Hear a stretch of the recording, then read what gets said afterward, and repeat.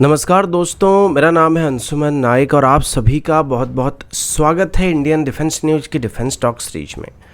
जहां पर हम रोज़ नए नए डिफेंस अपडेट्स के बारे में बात करते हैं। तो चलिए देर न करते हुए आज की वीडियो शुरू करते हैं।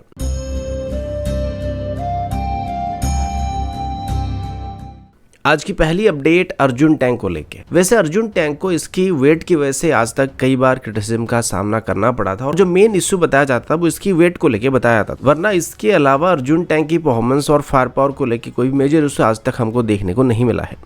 इसके बाद जब इनिशियली 124 अर्जुन टैंक को इंडियन आर्मी में इंडक्ट करने का प्लान किया गया था, तो उसके बाद इसी की एक मार्क 2 वर्जन को भी डेवलप करने का प्लान किया गया था। बाद में मार्क 2 वर्जन को डेवलप करने का जो प्लान था उसको ड्रॉप करके इसके एक MK1A वेरिएंट को बनाने का प्लान किया गया था, जिसमें अर्जुन टैंक की इनिशियल मार्क 1 वेरिएंट के मुकाबले करीब 72 नए अपग्रेड भी किए गए थे, जिस वजह से अभी अर्जुन MK1A टैंक को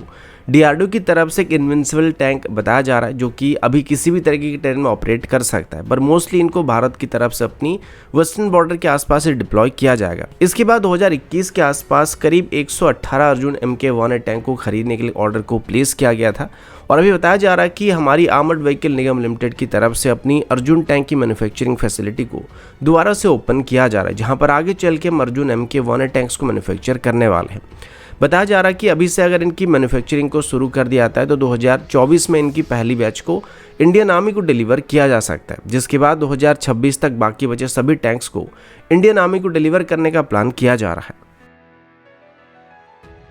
अगला अपडेट K9 वज्र-T गन्स को लेके, जिसकी इनिशियली 100 यूनिट को इंडियन आर्मी में इंडक्ट करने का फैसला किया गया था और इन गन्स को बाद में टेक्नोलॉजी ट्रांसफर के साथ भारत में ही L&T की तरफ से मैन्युफैक्चर किया जाने लगा था। लेकिन पिछले साल जब L&T की तरफ से वक्त से थोड़ा पहले ही सभी K9 वज्र-T गन्स को इंडियन आर्मी को डिलीवर कर दिया गया था और उसके बाद आर्मी की तरफ से ऐसे और गन को अपनी सर्विस में शामिल करने के बारे में इंटरेस्ट दिखाया गया था और खास करके लद्दाख में जब चाइना के साथ हमारा फेस अप चल रहा था, तब इनको डिप्लॉय करने के बाद एडिशनल K9 गन्स की रिक्वायरमेंट हमको महसूस होने लगा था। उसके बाद डिफेंस मिनिस्ट्री की तरफ से इसके एडिशनल यूनिट को भी खरीदने का प्लान किया गया था और अभी लगभग 3 अलग अलग बैच में इसकी कुल मिलाकर 300 यूनिट्स को ऑर्डर करने का प्लान किया जा रहा है। बताया गया कि जल्दी ही डिफेंस मिनिस्ट्री की तरफ से K9 वज्र-T गन्स के लिए एडिशनल ऑर्डर को भी प्लेस किया जाने वाला है। इसमें एक्चुअली अभी कुछ खास मॉडिफिकेशन भी होने वाली है और बताया जा रहा है कि जो सेकंड बैच के लिए अभी ऑर्डर को प्लेस करने की प्लानिंग चल रही है, इन गन्स को खास करके हाई एल्टीट्यूड में ऑपरेट करने के लिए मॉडिफाई किया जाएगा। इसके बाद जब सेकंड बैच की गन की डिलीवरी कंप्लीट होगा तो उसके बाद एडिशनल 100 गन के लिए भी ऑर्डर को प्लेस किया जाएगा, जो कि इसकी तीसरी ऑर्डर होने वाली है और ये ऑर्डर जो होने वाली है 2025 में ऑर्डर किया जाएगा। लेकिन अभी की बात करें तो अभी जो सेकंड बैच के लिए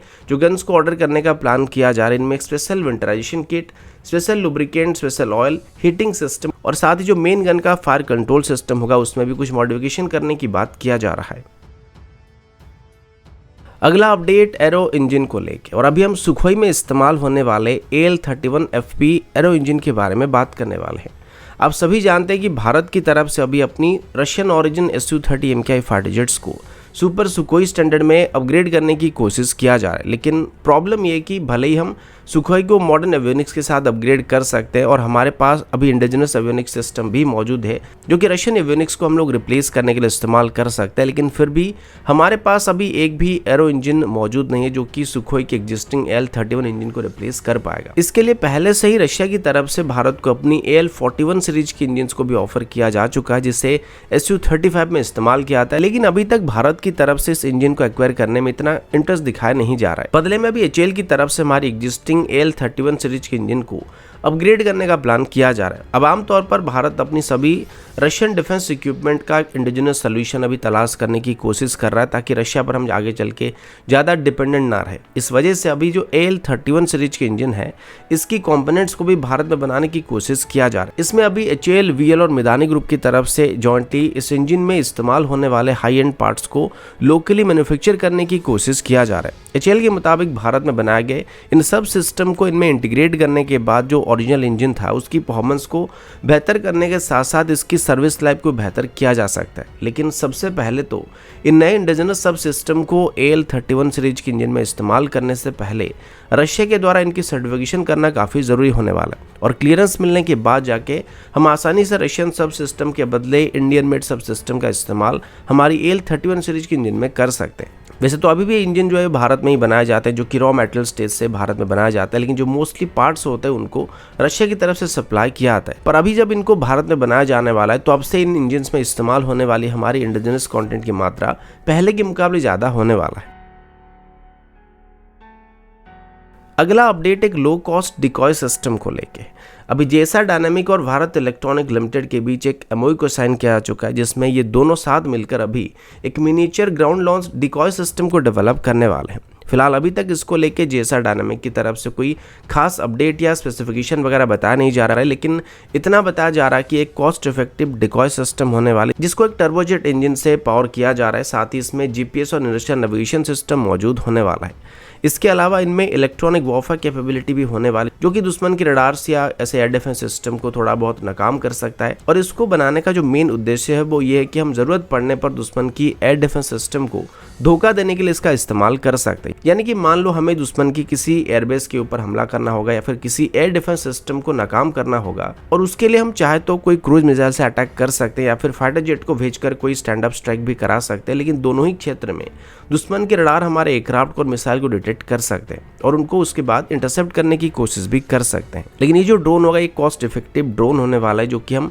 हमारे एयरक्राफ्ट के साथ या मिसाइल के साथ लॉन्च कर सकते हैं। इसमें दुश्मन की जो एयर डिफेंस सिस्टम है या रडार है वो कंफ्यूजन में पड़ सकते हैं कि इसमें असली टारगेट कौन सा होने वाला है, या फिर उनको सारे के सारे टारगेट असली जैसे दिखाई पड़ सकते हैं, तो वो उनको मार के गिराने की कोशिश भी कर सकते हैं। तो ऐसे कंडीशन में हम दुश्मन की जो एयर डिफेंस मिसाइल्स होते हैं उनको वेस्ट करा सकते हैं, क्योंकि इनिशियली हम इन ड्रोन्स को भेज सकते हैं और इनके पीछे हमारे एक्चुअल मिसाइल हो सकते हैं या फिर फाइटर जेट आगे बढ़ सकते हैं, जिसमें होगा क्या कि जब तक दुश्मन सभी ड्रोन को मार के गिराएगा तब तक हमारे जो एयरक्राफ्ट होंगे वो स्ट्राइक करके वापस आ जाएंगे, या फिर जो मिसाइल हमने भेजा होगा वो अपने टारगेट को स्ट्राइक कर जाएगा। और एक तरीके से दुश्मन की एयर डिफेंस सिस्टम यहाँ पे कंफ्यूज हो जाएगा कि एक्चुअल में कितने टारगेट हैं, और वो सही तरीके से ये डिफाइन नहीं कर पाएगा कि इनमें से कौन से टारगेट को पहले हमको इंटरसेप्ट करना चाहिए। तो हड़बड़ी में हमको फायदा मिलने वाला है। अभी बताया जा रहा है कि भारत इलेक्ट्रॉनिक लिमिटेड की तरफ से अभी इसकी 6 एयरफ्रेम को भी एक्वायर किया जा रहा है, जो कि शायद अभी इसकी इनिशियल प्रोटोटाइप्स को बनाने के लिए इस्तेमाल किए जाने वाले हैं। लेकिन फिलहाल अभी इसको कब तक टेस्ट करने का प्लान किया जा रहा है, इसको लेकर कोई क्लियर डाटा बताया नहीं जा रहा है। अगला update twin engine deck based fighter को लेके। आप सब जानते होंगे कि इसे आगे चल के हमारे कैरियर बेस्ड फाइटर जेट के तौर पर हम लोग इस्तेमाल करने वाले हैं, जो कि वर्तमान की एग्जिस्टिंग मिग-29 के फाइटर जेट को रिप्लेस करने वाला है। और करीब करीब 2027 के आसपास इसकी पहली टेस्ट फ्लाइट को भी करने का प्लान किया जा रहा है। पहले हमको ये बताया गया था कि इसमें भी उत्तम एसआर रडार की एक स्केल्ड अप वेरिएंट को लगाया जा सकता है, जो कि उत्तम एसआर रडार की मार्क 2 वर्जन हो सकता है, या फिर एमका में इस्तेमाल होने वाले उत्तम एसआर रडार को इसमें इस्तेमाल किया जा सकता है। लेकिन अभी बताया जा रहा है कि डीआरडीओ की तरफ से और इंडियन नेवी की तरफ से इसको लेके अभी बातचीत किया जा रहा है कि twin engine deck based fighter के लिए अब एक सेपरेट रडार को डेवलप किया जाएगा, जो कि गैलियम नाइट्राइड बेस्ड रडार होने वाला है, जो कि एमका के लिए डेवलप किए जाने वाले रडार के साथ सिमिलर तो होने वाला है, पर इसको खास करके मैरिटाइम ऑपरेशन के लिए मॉडिफाई किया जाएगा, जिसमें सेम रडार को हम लोग सिंथेटिक एपर्चर रडार की तरह मैपिंग करने के लिए, सी सरफेस सर्च एंड ट्रैकिंग करने के लिए, रियल टाइम टारगेट ट्रैकिंग के लिए, या फिर डाटा ट्रांसमिशन के लिए, और इस तरीके की सिस्टम को परफॉर्म करने के लिए मॉडिफाई करने वाले हैं। इसको इस वजह से अभी करने का प्लान किया जा रहा है क्योंकि twin engine deck based fighter की बात करें तो ये खास करके मैरिटाइम फाइटर होने वाला है। तो इसकी जो नॉर्मल वर्क रहेगा उसमें इसको कैरियर से या फिर शोर बेस्ड नेवल बेस से टेक ऑफ करना पड़ सकता है, और मैक्सिमम टाइम इसको सी के ऊपर ही डिप्लॉय किया जाएगा। जो मेन मिशन इसको दिया जाएगा वो सभी के सभी ज़्यादातर सी बेस्ड मिशन हो सकते हैं। तो इस वजह से इसकी जो रडार होगा वो सिर्फ एयर टू एयर कॉम्बैट के लिए नहीं बल्कि एयर टू सरफेस और खास करके सी बेस्ड टारगेट को भी सही तरीके से ट्रैक करना काफ़ी ज़रूरी है, वरना ये अपनी मिशन को सही तरीके से परफॉर्म नहीं कर पाएगा या फिर वेपन को सही तरीके से डिलीवर नहीं कर पाएगा। और इसी वजह से इसकी रडार को भी खास करके मॉडिफाई करने का प्लान किया जा रहा है। तो दोस्तों अभी के लिए इतना ही, मिलता हूँ आपसे अगले वीडियो में, तब तक के लिए जय हिंद, वंदे मातरम।